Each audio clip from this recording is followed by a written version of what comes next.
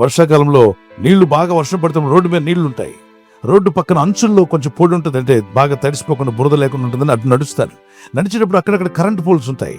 జారిపోకుండా అది పట్టుకుని వెళ్ళడానికి ప్రయత్నం చేస్తారు. వెళ్తున్న దారిలో ఆ కరెంట్ పోల్ని పట్టుకుంటారు. దాని నిండా వర్షపు నీళ్లకు కరెంట్ పాస్ అవుతుంటుంది.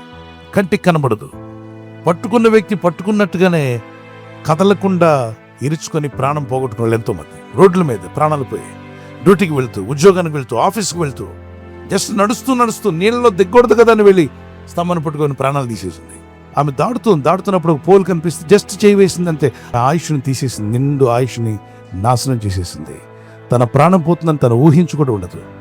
ఆమెను పట్టుకోవడానికి కూడా భయపడ్డారు. పట్టుకుంటే వాళ్ళని కూడా పట్టుకునే అవకాశం ఉంది. ప్రజలు వచ్చి ఆమెను రక్షించేలోగా ప్రాణం గాల్లో కలిసిపోయింది. చూడండి, ఆ చిన్న బిడ్డ సైకిల్ తొక్కుతూ వెళ్తూ సడన్గా ఆ పోల్ మీద చేయి పెట్టాడు.